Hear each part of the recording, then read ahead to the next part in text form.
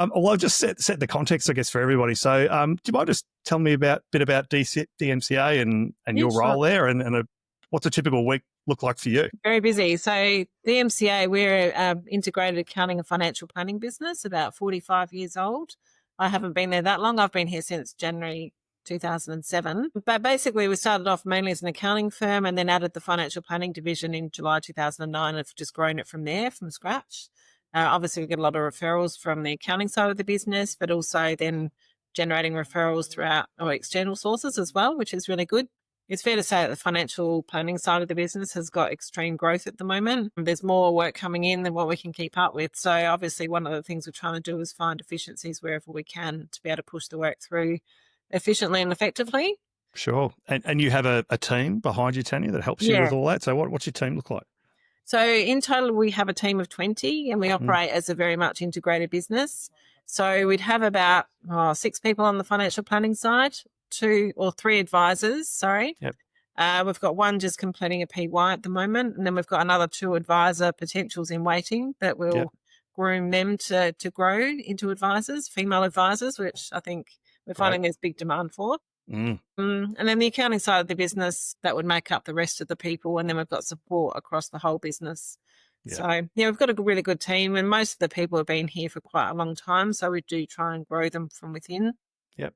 Get them on board and adopting new technology and getting excited about implementing new things.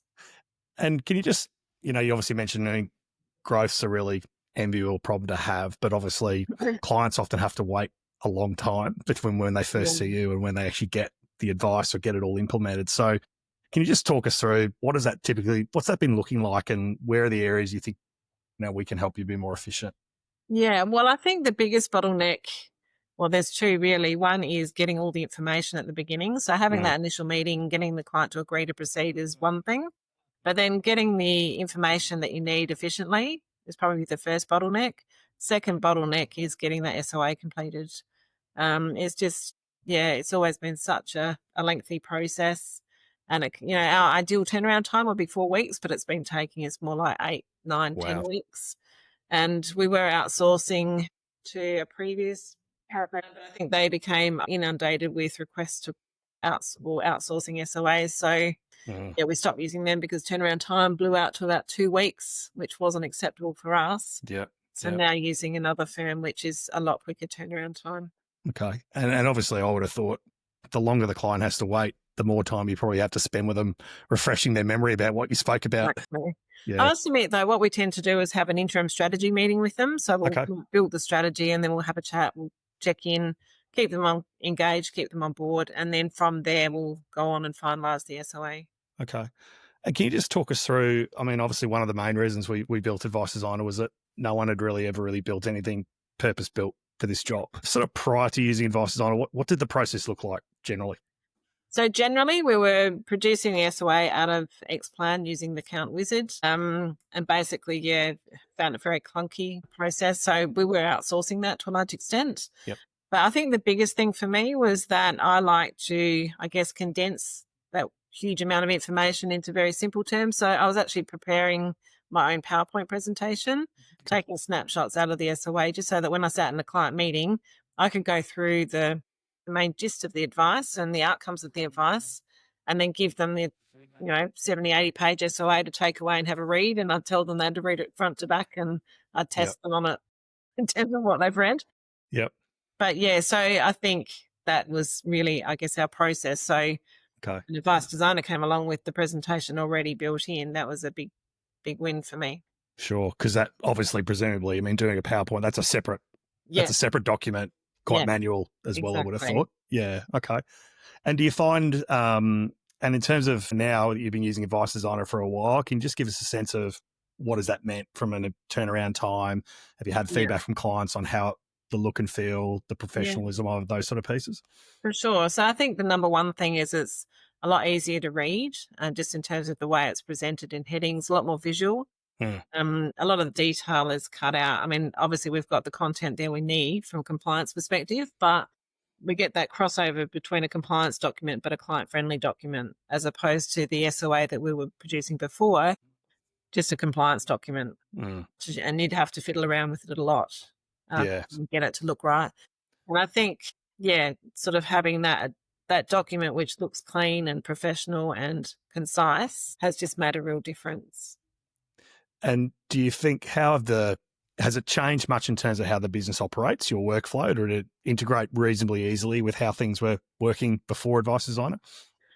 Well, when we were using the previous outsourced power planning, they weren't comfortable with using Advice Designer, but the new outsourced power planning are very comfortable with it. So I'm finding that we're getting that thing that's helping with the turnaround time. Yeah. Because it's quicker. Yeah, you have to. I mean, that's the thing. Like, there's multiple people in the train, and our team have spent a lot of time behind the scenes training paraplanners. Actually, we don't charge paraplanners. Like, that's been our model the whole way. Yeah, but they have to move as well. That's part of this story, right? It's not buy into it. They do, and I'll have to say it's getting there. Like, it's just like any new bit of technology. They tend everyone's sort of resistant, and they like using their old templates and all those things, but they're not the ones in front of the client, as I have to remind a few of them from time to time. And in terms of the, Advice Designer obviously does the SOA, but obviously the presentations part of it is it valuable in the sense that, it's more than just a PowerPoint, right? It does give you a bit of interactivity and those things. Are they useful features to you?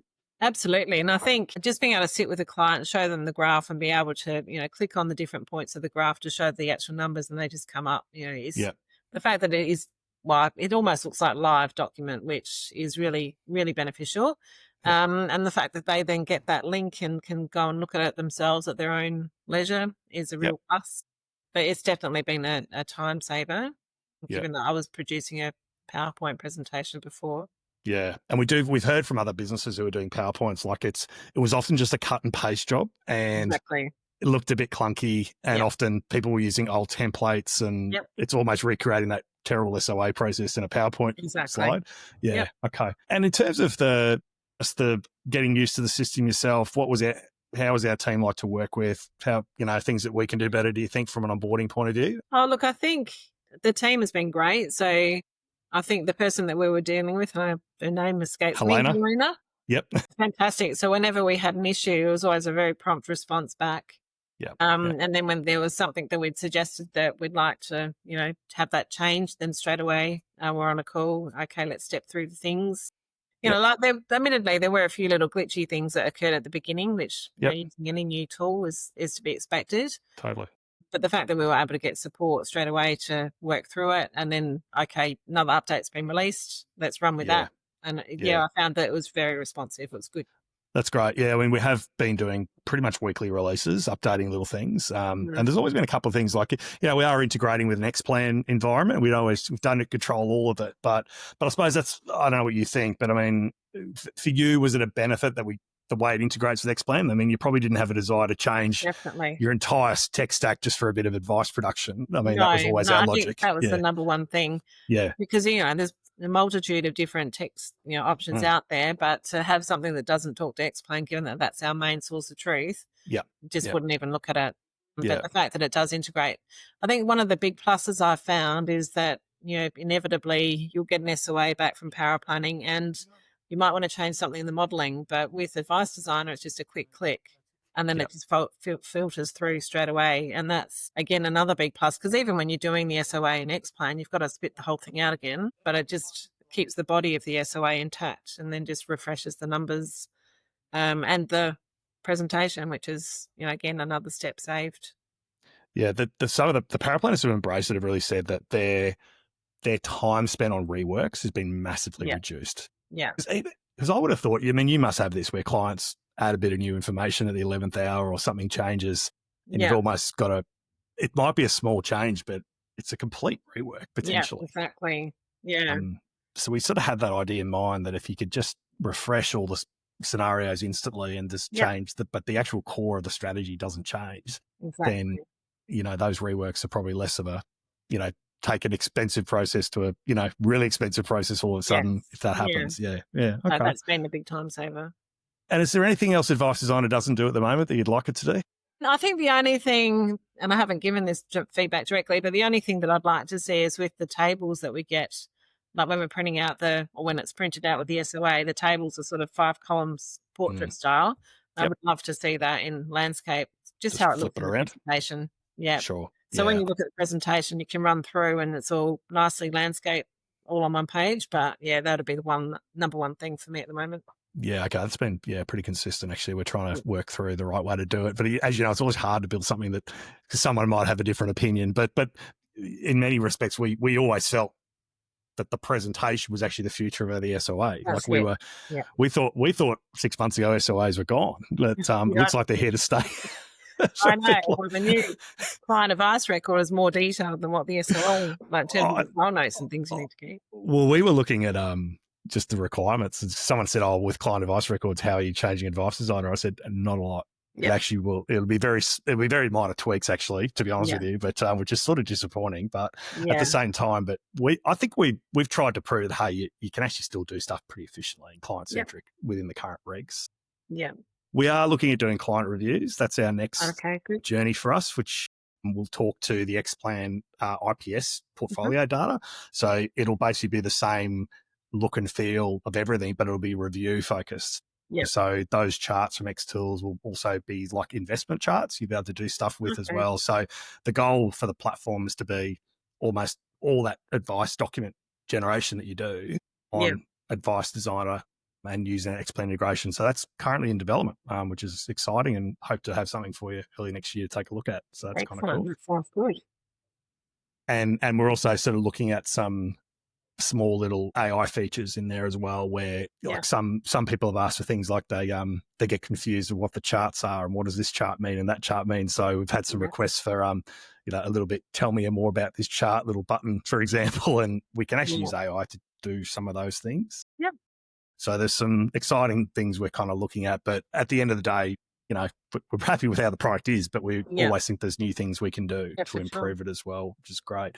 And just a couple of the final sort of quick. I mean, if you were sort of describing Advice Designer to another advisor, so if someone was asking what are you using, what's working, how would you describe it to them?